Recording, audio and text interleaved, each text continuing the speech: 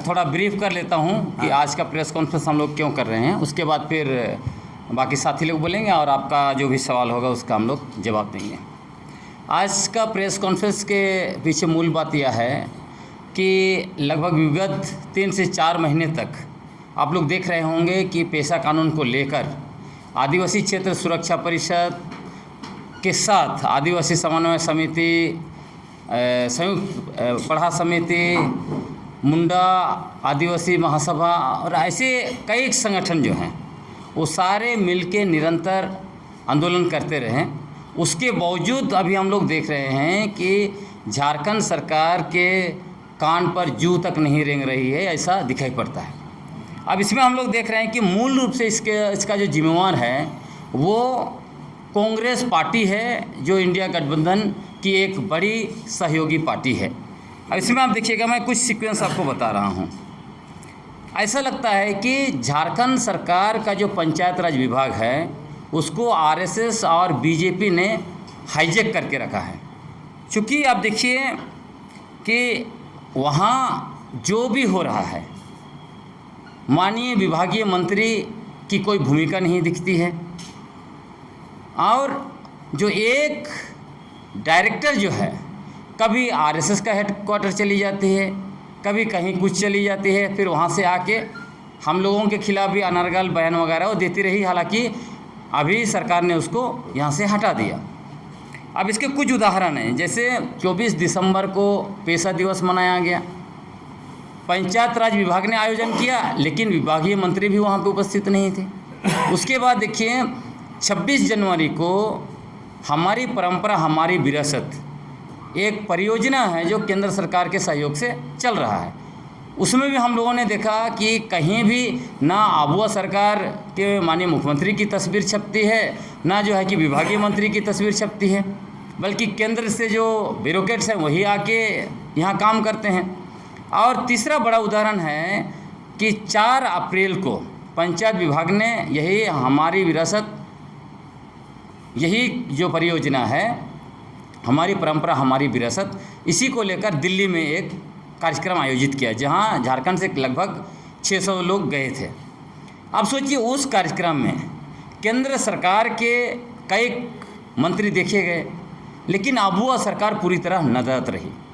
तो ऐसा दिखता है कि पूरा पंचायत विभाग जो है बीजेपी के गोद में बैठ गया है और इसी की वजह से कुछ नहीं हो रहा है। और यह भी दिख रहा है कि या तो कांग्रेस अक्षम है विभाग चलाने में, या जानबूझकर बीजेपी के साथ ये लोग शामिल हैं और ये लोग नहीं चाहते हैं। एक तो यह बात दिखाई पड़ रहा है। इसमें और एक बड़ा बात है कि आपको याद होगा क्या कि विगत कुछ दिनों में कांग्रेस के कुछ मंत्री और नेता पेशा कानून के मसले पर उन्होंने प्रेस कॉन्फ्रेंस भी किया और उन्होंने कुछ कहा भी। उनका स्टेटमेंट को आप देखेंगे तो लोग क्या कह रहे हैं कि हम लोग मूलवासी लोगों का ख्याल रखना होगा, इसीलिए देर हो रहा है वगैरह वगैरह। कब तक होगा नहीं बताते हैं। इससे बहुत स्पष्ट दिखाई दे रहा है जो बाहरी सदान और तथाकथित मूलवासी, उनके अधिकारों की रक्षा करने में कांग्रेस पार्टी को ज़्यादा उनको तत्परता है उनके पास, और आदिवासियों का रक्षा करने में बिल्कुल नहीं दिखता है।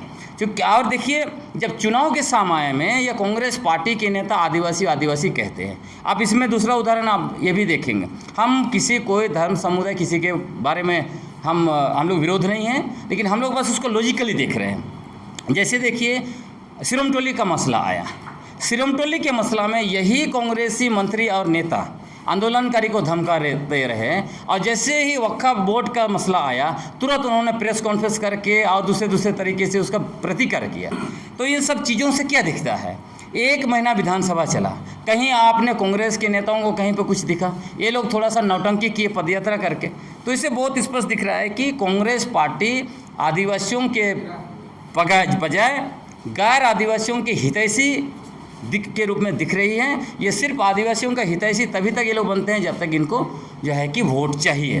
तो इसमें बहुत क्लियर हम लोग देख रहे हैं कि जिस तरह से बीजेपी आदिवासियों को आपस में सरना ईसाई के नाम पर लड़ाया, 24 साल में से 14 साल का शासन हम लोगों ने देखा और उसमें बहुत क्लियर हो गया कि भारतीय जनता पार्टी आदिवासी विरोधी है। आदिवासियों का मूल आदिवासी पहचान को नष्ट करके आदिवासियों को वनवासी बनाती है, सरना धर्म को नष्ट करके उसको सनातन करती है और हम आदिवासियों का जल जंगल जमीन खनिज संपदा को पूंजीपतियों को देने के लिए उन्होंने सारा कुछ किया 16 साल में। इसीलिए ये खुद भी साबित कर चुके हैं कि वे आदिवासी विरोधी पार्टी हैं। अब उसी रास्ते पर चलकर कांग्रेस पार्टी अपने आप को आदिवासी विरोधी करार करने पर तुली हुई है। अगर अभी भी ये नहीं करते हैं तो फिर आने वाले समय में कांग्रेस पार्टी के खिलाफ आदिवासी लोग खड़े हो जाएंगे, ऐसा माहौल बनता दिख रहा है। अब 21 मार्च को जब हम लोगों ने विधानसभा घेरा था, उसके बाद माननीय मंत्री दीपिका पांडे जी हम लोगों को बुलाई थी और उन्होंने उस बारे में डेलीगेशन से बात किया और डेलीगेशन को स्पष्ट कहा कि हाँ, बहुत जल्द आप लोगों की मीटिंग बुलाएंगे, सब लोगों को सुनेंगे और आप ही लोग के अनुरूप जो है कि हम पेशा कानून का नियमावली बनाएंगे और लागू करेंगे। लेकिन उसके बाद आज तक जो है कि ना कोई मीटिंग हो रहा है, ना कहीं कुछ दिखता नहीं है। तो आखिर क्या हो रहा है? और हम लोगों ने उनको विभाग के द्वारा बनाया गया प्रस्तावित नियमावली की मांग की, लेकिन उनके पास दस्तावेज नहीं था, उन्होंने दिया नहीं। तो आखिर हो क्या रहा है? और आखिरी बात हम यह कहना चाहते हैं कि जब झारखंड में आदिवासियों के मसले पर अनुसंधान करने के लिए, उसका जो है कि दस्तावेजीकरण के लिए या प्रकाशन के लिए doctor Ramdayal Munda tribal research institute है, तो क्या कारण है कि पंचायत राज विभाग हमारी परंपरा, हमारी विरासत के नाम पर बहुत बड़ा दस्तावेजीकरण का काम इन्होंने शुरू किया है और आदिवासी इतिहास को तोड़ मरोड़ करके इसको एक तरह से संघ परिवार के लिए दस्तावेज तैयार कर रहे हैं ताकि आने वाले समय में आदिवासियों को सनातन हिंदू घोषित किया जाए, ऐसा स्पष्ट दिख रहा है। इसलिए हम लोग आबुआ सरकार से मांग करना चाहते हैं, इसको आप बंद कीजिए, तुरंत बंद होना चाहिए और ये जो भी रिसर्च का काम हो विधिवत रूप से doctor Ramdayal Munda tribal research institute है इसके तहत ही होनी चाहिए। तो ये मूल बात था और हमारा अभी भी मांग है, हम सरकार से मांग कर रहे हैं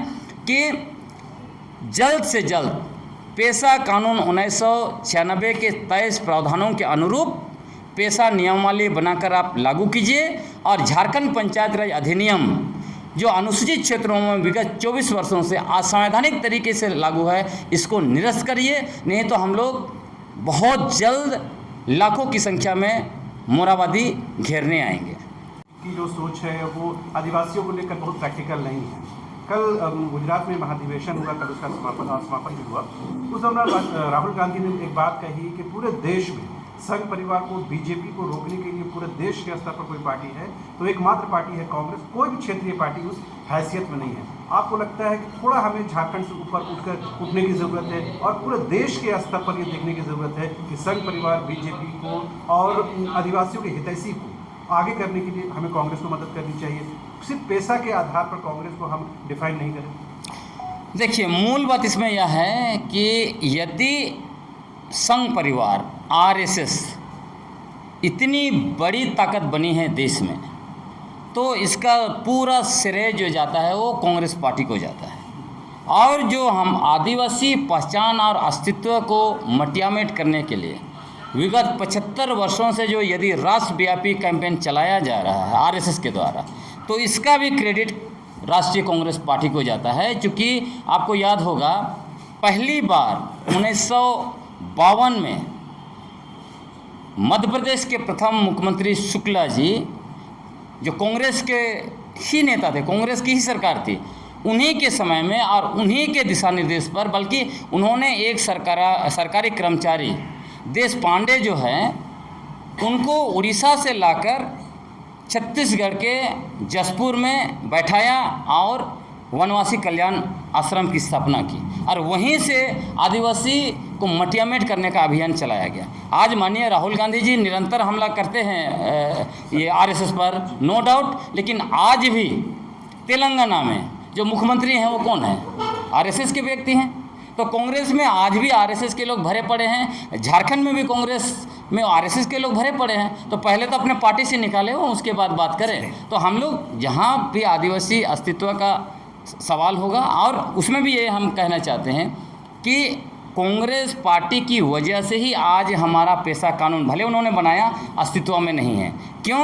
यदि कांग्रेस पार्टी ने 1960 के दशक में मरंगम के जयपाल सिंह मुंडा ने जिस तरह से आंदोलन खड़ा किया, उसी टाइम में अगर झारखंड दे दिया होता, जो वादा किया था, उन्होंने ठगा मरंगम के जयपाल सिंह मुंडा को, उनको ठगा मतलब आदिवासियों को धोखा दिया, उस समय बना दिए गए होते तो आज मुझे लगता है जो बाहरी जनसंख्या झारखंड में आकर भर गई वो नहीं होता। शायद उस समय में मरंगम के जयपाल सिंह मुंडा को अबुआ दिसुम अबुआ राइज का नारा का अर्थ उनको बहुत अच्छी तरह से मतलब था। वो कहते थे कि अबुआ दिसुम अबुआ राइज का मतलब अनुसूचित क्षेत्र में आदिवासी एमपी, आदिवासी एमएलए, आदिवासी कलेक्टर, आदिवासी मंत्री, आदिवासी एसपी, आदिवासी थानेदार दरोगा, सब बीडीओ सब आदिवासी। और वैसे होता तो संविधान का अनुच्छेद 19(5) के तहत शायद वो ये जो बाउंड्री है 5वीं अनुसूची, उसको और भी बाउंड्री को कड़ा कर चुके होते तो यहाँ बाहरी जनसंख्या नहीं आती और आज इस तरह से हमारा जमीन, जंगल, खनिज संपदा सब कुछ लूट लिया गया पिछले 24 वर्ष में, वो सब चीज़ें रुक जाती। तो इसका पूरा जिम्मेवार कांग्रेस पार्टी है, इसलिए ये लोग इधर उधर नहीं जा सकते।